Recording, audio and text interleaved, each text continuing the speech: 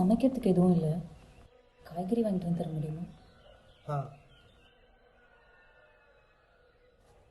நான் மார்க்கெட் போகிறேன், நீங்களும் என் கூட வரீங்களா?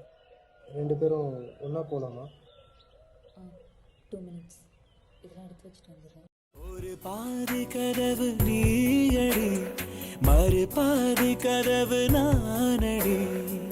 பார்த்து கொண்டே பிரிந்திருந்தோம், சேர்த்து வைக்க காத்திருந்தோம்.